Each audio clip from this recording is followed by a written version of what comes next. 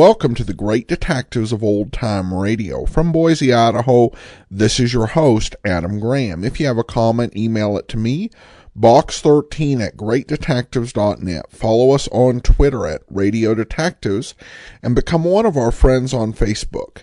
Facebook.com/Radio Detectives. In a moment, we will get into today's episode of Nightbeat. The original air date is February the 27th of 1950, and the title is The Girl in the Park. Before the show starts, I want to let you know about an offer from our sponsor, Audible.com.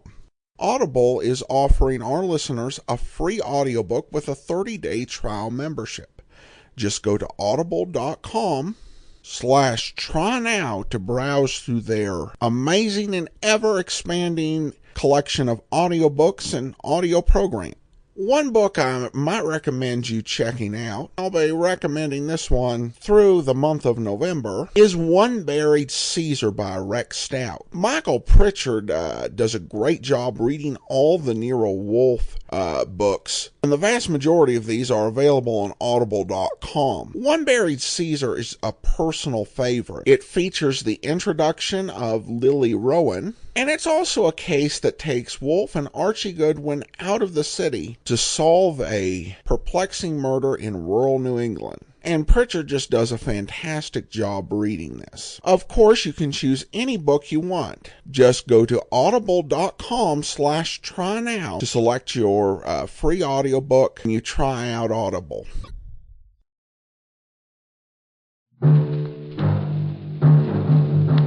Night Beat.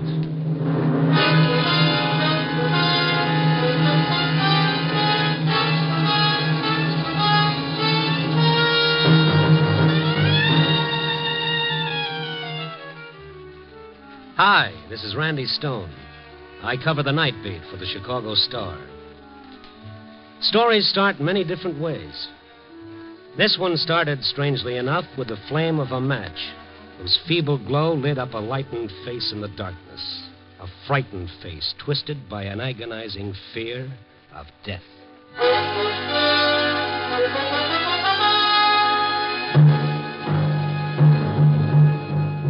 Night Beat, starring Frank Lovejoy as Randy Stone.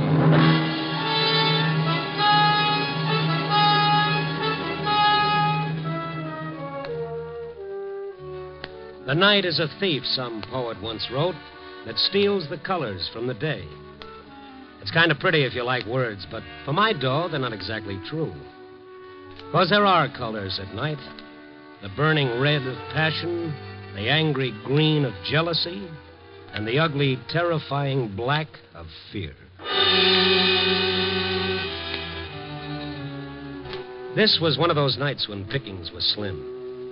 I'd cover the town from Henry's bar in the Mart, out to Hyler's on the North Shore, and back downtown again with nothing to show for it. I was taking a shortcut through Lincoln Park to pick up my car.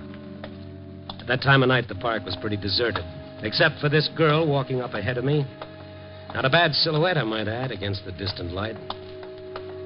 We were about halfway through the park when suddenly she stopped and threw herself onto a bench at the side of the path. There was something almost desperate about the way she did it. I ran up to her. Excuse me, are you all right? Yes, I'm all right.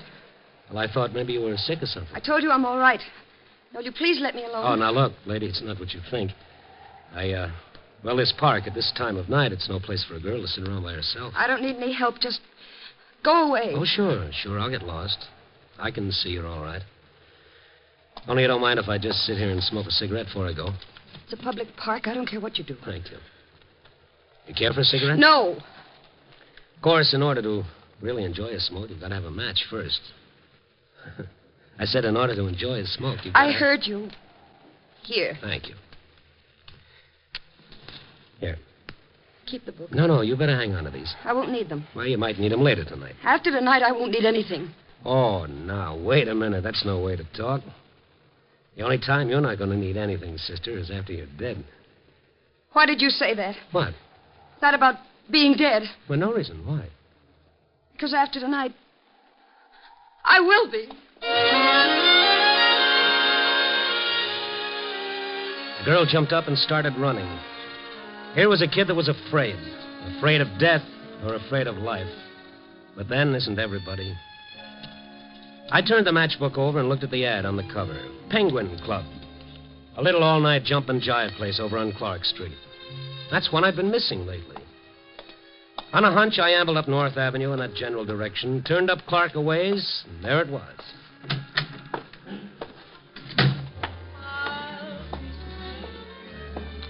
It was good to get inside out of that wind. Check your hat and coat, mister? No, thanks. I'm just looking around.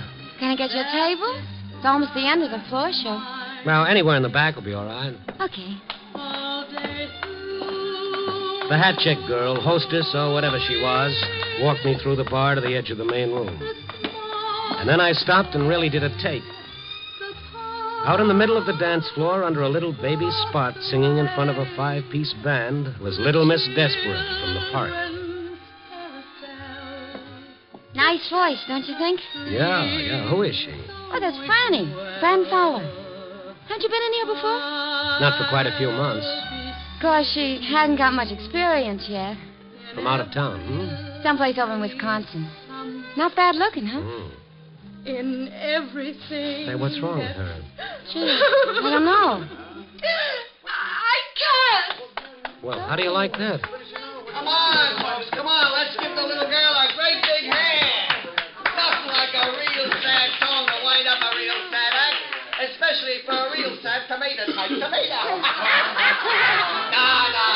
It's all in fun, so let's dance now. Come on, you lucky guys and gals. Get over here. Move around. Hiya, Becky. You got yourself a live one, huh? Hello, Tommy. This is Tommy Mason. Ain't he the one? Yes, he's quite the one, all right. Gee, Tommy, you sure covered up for Franny, all right. Never let down. Keep 'em going all the time. That's show business. You know how it is, mister. Oh, yes, I've heard. The show must go on. It's a new saying. You gotta keep 'em laughing. Honest, mister, he's this way all the time. What a joker. Oh, look, about that girl. Franny? Yeah, Franny. What seems to be the trouble? Well, that's hard to say, pal. Maybe she just found out she ain't no Dinah Shore. And she sure ain't. Tommy, you kill me. Seriously, fella. Fella, why would a girl break up that way in the middle of her number and start to cry? Could be she got a cinder in her eye. But just to make sure, I'll go ask her. See you later, Tommy. Come on, fella. How's about buying a girl a drink? Oh, sure, in a minute. About this Franny. Look, do we have to talk about her? I thought you came in here for some fun. Maybe I get my fun wondering about people. What time's the next floor show? Next one's at 2, then 4. Oh, they're not kidding about this all-night business. And still another one at daylight. She's singing all of them? How should I know? She missed most of the 12 o'clock show. Just got here for that last number. Any idea where she lives? A rooming house around on Erie Street. No, the number? 391. You know, you ask an awful lot of questions. Well, that's my business. I'm a reporter, Randy Stone. I might have known it. Look, you're not going to bother her tonight, are you? Of all nights? Tonight? This is the night that Charlie Dana's being executed down at Joliet. What's that got to do with her? Well, how would you feel? Look, Mr. Stone, she's human. This is the night her boyfriend's going to die.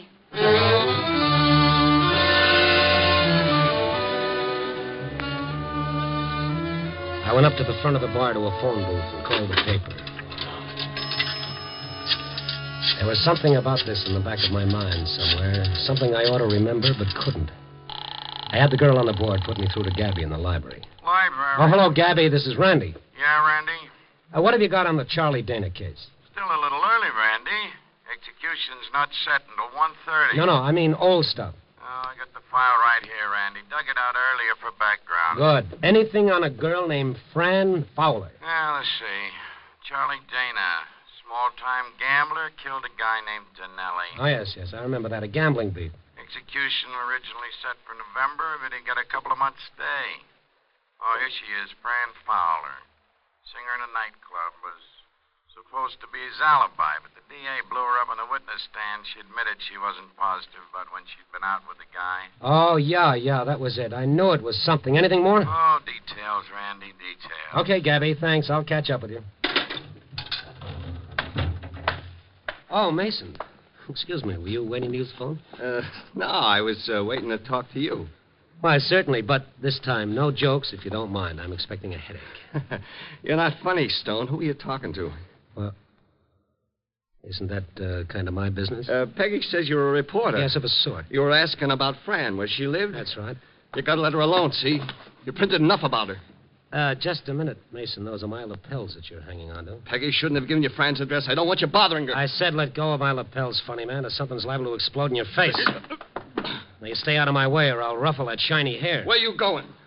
See about a cinder in a lady's eye. You're not gonna see her. I won't let you. Can't you see this whole thing's driving her crazy? Tommy, believe me, I'm not interested in harming her or anyone. I'm just a guy trying to do a job. Now, if you'll step out of my way... You're not going there. I won't let you. I won't let Sorry, you. but you asked for it.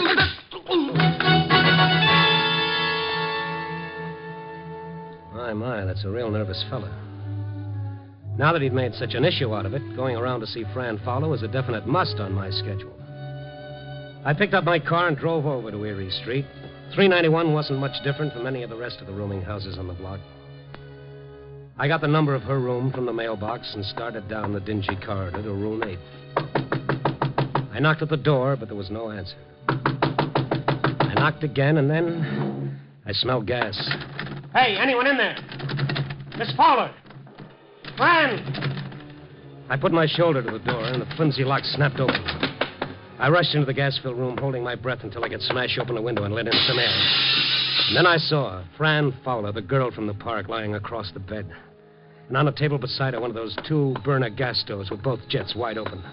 I turned them off and started shaking the girl. Miss Fowler, Franny, come on, get up. You got to get out of here. Leave me alone. Look, am I going to have to carry you?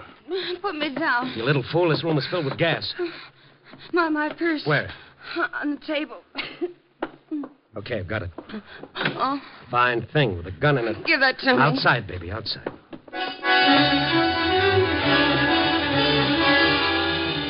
It was 6 seconds flat when we hit the sidewalk in the fresh air. I put Fran in the front seat of my car and then ran around and climbed in behind the wheel. I headed out to Sheridan Road along the lake. The cool, clean air felt good in my lungs, and I could see Fran drinking it in, realizing now how close she'd been. I didn't make her talk until we were a long way out of town. Then I pulled over to the beach side of the road and killed my motor. We, seem to keep bumping into each other in the strangest places tonight. I guess I should say thanks. No, not at all. I'm the one who should say thanks. I still haven't returned your matches. Please don't make fun of me. No, I'm not. You see, I know now who you are. Charlie Dana's girl. Why don't you say it? In my book, you're just a kid I met in the park. What time is it? It's 1:45. Then... Yes, it's probably all over by now. Like me to turn on the radio and... No. No, I don't want to hear about it. You must love him an awful lot. Love him. I despise him. But still you were willing to alibi for him on a murder charge? I wasn't. I told him I wasn't sure of the time I was out with him, but he made me say it was the exact hour when the man was killed. Didn't you realize you might have been perjuring yourself? I didn't lie. I just didn't remember. It might have been like he said. When you're not sure, what else can you do? Yeah. How'd you happen to get mixed up with him? I didn't know anybody when I first came here. I was lonesome. And he was nice to you. He was. A lot more decent than most of the men who want to take you out when you're working in a club. Then why do you hate him now? I didn't know what he did. A lot of people gamble. I didn't think too much about it. Then we got to going out evenings between shows at the club on my nights off. And the killing happened when you and he were supposed to have been out someplace together? That's what he said. He wasn't arrested until a few weeks after the trouble. I couldn't remember if I'd been with him during that particular time or not. Well, it's all over now. You did what you had to. That's about all any of us can do. But you gotta forget about it. Put it out of your mind. There's nothing more to worry about. Oh, that's just it. You don't understand. There is. What are you talking about? He promised. He promised, and I know he'll keep his promise. Promised what? I want to see him in prison. In the death house? I had to. I wanted him to understand, but he said I tricked him. What, by telling the truth on the witness stand? He said I double-crossed him, but now he didn't care. Why would he say that? He said he didn't care because the night he died, I would die. And I'm afraid.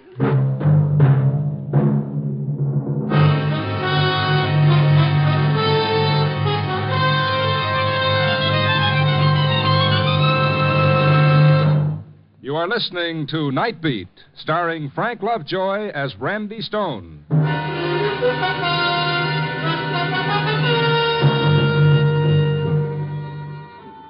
This was real. This was no act. The sound she made would tear you to pieces, like some pitifully frightened animal who'd lost everything in the world. I let her cry it out. After all those months of strain, she'd have to get it out of her system. He said the night he died, I'd die. Sure. So you were scared. Who wouldn't be? But don't you see, that's just a cruel boast made by a cheap hoodlum who's trying to hurt you, make you feel responsible for his own plight. But he meant it. I know he did. Well, maybe he did at the time, but you got nothing to worry about now. You had nothing to do with it. He paid for his own crime. Now he's dead, and you're still alive. He'll keep his promise. How can he? He's dead. I know you think I'm crazy. No. But has anyone really tried to harm you? Oh, but this wasn't the night he was supposed to. Yes, I know. The execution was originally set for November. It was that night in November. I hadn't been afraid before. I thought it was like you said, because he was bitter. But all that day I was upset. I told him at the club I couldn't work, and late in the afternoon I got a note from Peggy saying why didn't I go out to her cabin at the dunes for a couple of days. Nobody would bother me, no reporters, and I could get a good rest. So I drove out there that evening. It was quiet. Nothing around. Just empty sand dunes and her cabin all alone on the edge of the lake. I called Peggy at the club to let her know I got in all right. Oh, hello, Fran. Where are you calling from? Why, from your place. My apartment? No, your cabin. At the dunes? It was swell of you, Peggy, to let me come out here. Well, of course, Franny. You're welcome to use the place, but I don't quite know what you mean. Well, your note this afternoon telling me to come out here. I didn't write you any note. Oh, come on, Peggy. You did. You even told me where the key would be under the flower pot. But, kid, that's where we always keep it. Everybody knows that. Peggy, I... Now, don't worry about it, kid. One of the girls probably sent you the note and just hasn't had a chance to tell me about it yet. I should have thought of it myself in the first place. No, wait, Peggy. I'm scared. Well, what in the world of? You remember what I told you about what Charlie said the last time I saw him? Prison? It was about tonight that he said when he died... Cut it, Franny. Now cut it before you drive yourself Peggy, back. I'm all alone and I'm scared. I don't know what to do. Fran, you gotta hang up right away. You shouldn't be out there all alone tonight. Get in your car and come back to town as fast as you can. I'll wait for you here. All right, Peggy. All right. I hung up the phone and ran out of the house to my car. I turned on the ignition key and stepped on the starter. It wouldn't start. My car wouldn't start. I looked at the gas gauge. Empty. Somebody had drained the gas out of my car. I got out in a panic and started toward the highway. But there was a car out there, parked behind a big sand dune. I turned and ran back to the house. It was like some crazy, frightening nightmare. I didn't know what I was doing, but somehow I managed to get inside and lock the door. And then suddenly I was at the telephone. Operator, answer me. Operator, you've got to answer. I want the police. Operator, please help me. Someone. Operator! There was no use. The line was dead. While I was outside, someone had pulled the wires away from the wall. Crawled over to the window. Looked out to the highway. There was a car out there. Its lights were on. But as I looked, they went out. And now, I was alone. In the dark. With him out there.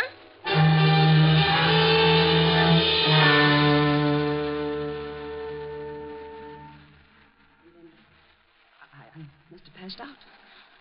When I came to, it was morning, and Peggy was there. She and Tommy had driven out after the club closed to find me. But you see, you didn't die that night. But neither did he. Could have been your imagination, you know, this man in the car. No. The news about this day of execution was on the radio. The man in the car must have heard it and gone away. Did you call the police? They didn't believe me. Just because I'm a nightclub singer, they said I was trying to get publicity. How about the car not starting and the telephone being dead? According to them, my car was just out of gas, and I must have pulled the telephone wires off the wall myself. In the panic you were in, you could have. But I didn't. I tell you, I didn't. All right. Anyway, it's tonight that we're concerned with. I don't know what to do. I just don't know what to do. Well, if it's true, this fear you have, you've got to find it out tonight. If you don't, it'll haunt you the rest of your life. Oh, I know, but how? You've got to go back to your room. Oh, no, I'm afraid. I'll be with you. I still got your gun, remember? By the way, what were you going to do with it? I didn't have the nerve to use it. Even on myself. Well, if anything is going to happen, it'll happen tonight. Not tomorrow or any time after that, but tonight. We'll go back to your place now and wait. Until it's daylight.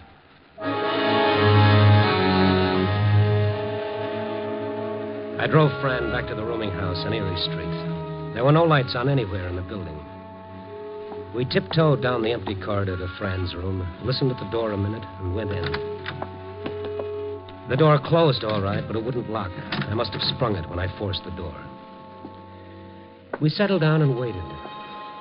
For what? Once I thought I heard steps on the sidewalk far out front.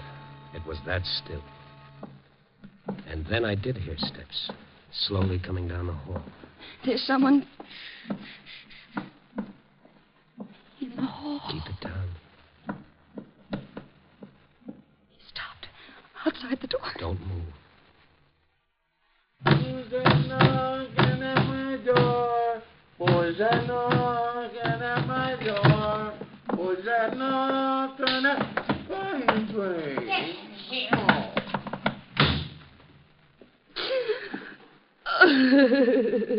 Okay. Go ahead, kid. Go ahead. You got it coming. I'm sorry. I'm all right now. Nothing to be sorry about. I was kind of scared myself. It's a funny thing about fear. It's catching. Look out the window. It's almost light. And this all night has gone for good. You see? It was all in your mind. Things you were frightened of. It was nothing, really. You won't be afraid if I go now. No. I've caused you an awful lot of trouble. Oh, now, you cut that out or you'll get me going. And the kids at the club, I guess I should go back there and let them know I'm all right. What the doctor ordered for you was a little shut-eye. I'll stop by on my way and give them the word. Good night. Good night. Oh, here's your gun. You might want to pawn it for a couple of pair of nylons.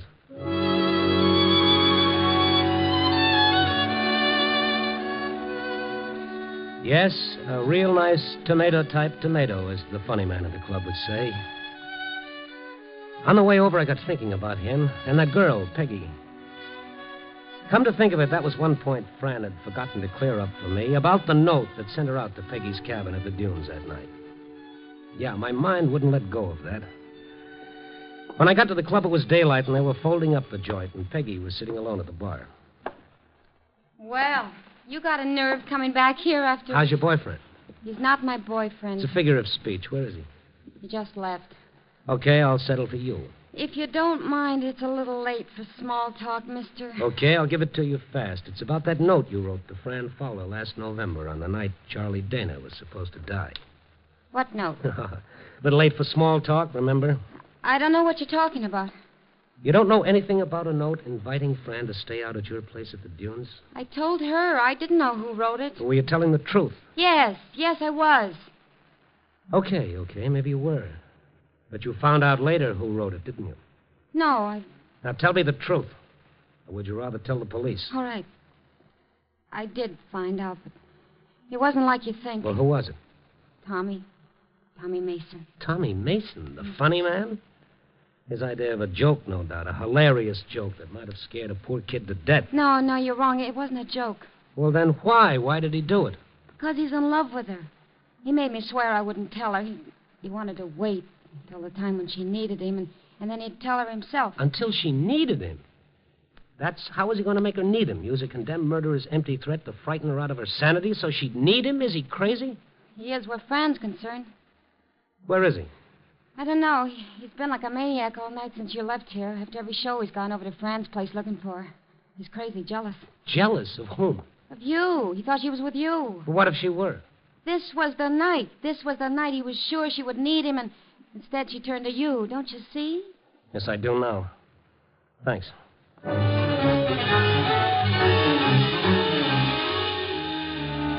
was only about a half mile to Fran's, but it seemed more like 20 miles until I turned off Clark up Erie Street and slammed into the curb. There was Owen on the street. I was hoping he'd walked and I'd pass him on the way, but there was no one. I ran down the narrow hall, not daring to think what I'd find, and I flung open the door. Are you alone? Well, you frightened me. Are you alone? Well, yes, I've been sitting here since you left. I'm too tired to undress. Come on, let's get out of here. Grab your coat. But Never mind. I'll tell you on the way. I shoved Fran out the door, and we started cautiously back down the hall. We got about halfway when I grabbed her arm. The front door was opening slowly, and a man made a dark silhouette against the gray light of the dawn. It was the funny man. The man with the slick, shiny hair and the permanent smile and the fast jokes. Only the smile was gone, and he had a gun in his hand. Keep coming. Keep coming. We started towards him slowly. Tommy. Tommy, it was you? You who were going to kill me? You didn't know. You didn't know that I had a heart, too, just like Charlie Dana did. Tommy, you never told me. You never let me. You didn't need me. You would have laughed at me like you laughed at my jokes. It couldn't have been you at the dunes that night. I followed you out there. And then drove back to the club. No, Tommy, no. You were lonesome, but you didn't need me. You needed Charlie Dana. I thought if you were afraid, you'd need me. And then you were afraid, but still you didn't need me. But I'd make you need me. I'd make you. Step by step, we moved closer. Keep coming. I could see his face twisted with jealousy and hate, his eyes wild, as though a spark might make him explode. And tonight, when you were afraid and should have needed me, you didn't. You turned to him. Tommy, please. But now you need me. Now that I have my finger on this trigger, you need me more than you've ever needed anyone in your life. You need me. You need me, Franny. You need me. Say it. Say you need me.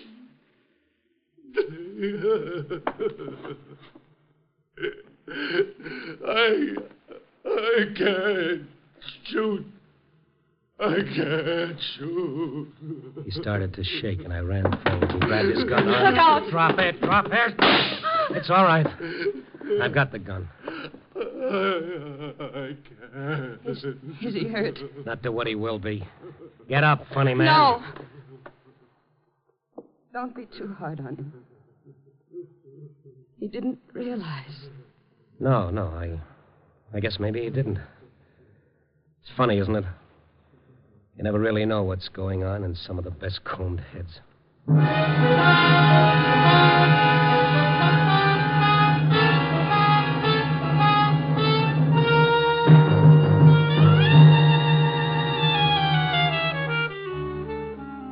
Well, that's the way it goes.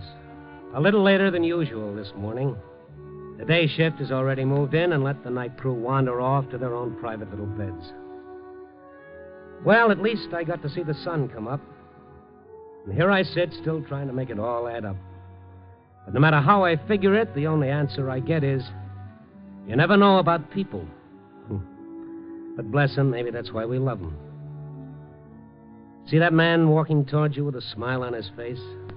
What's he smiling about? Or is it just so you won't notice how he's screaming inside? Ooh, the trouble with me is I haven't had my coffee yet. Coffee, boy.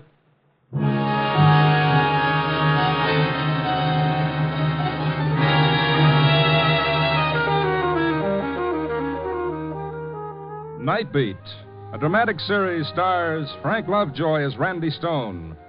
Night Beat is edited by Larry Marcus and directed by Warren Lewis. Music by Frank Worth. The part of Fran was played by Joan Banks. Paul Dubov played Tommy. Others in the cast were Georgia Ellis, Ken Christie, and Carol Richards. Frank Lovejoy will next be seen in Milton Sperling's production Rock Bottom, released by Warner Brothers.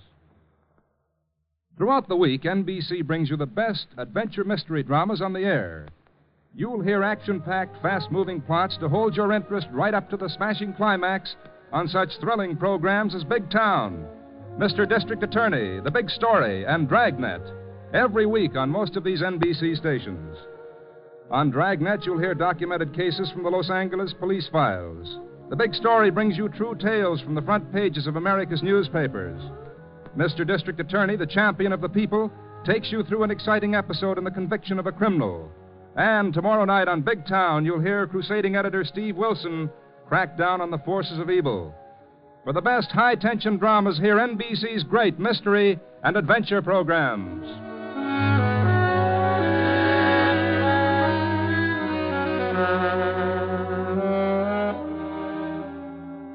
Listen next week at this same time and every week as Randy Stone searches through the city for the strange stories waiting for him in the darkness.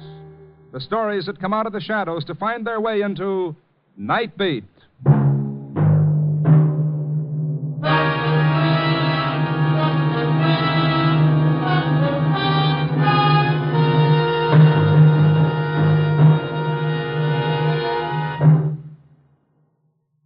Now, stay tuned for Brian Donlevy as a soldier of fortune on Dangerous Assignment on NBC.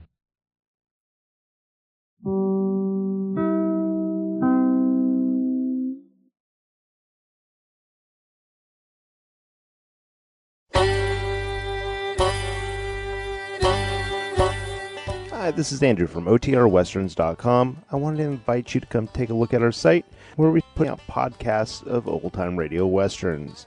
Check us out at OTRWesterns.com. You're listening to The Great Detectives of Old Time Radio with Adam Graham. Now let's get back into the show.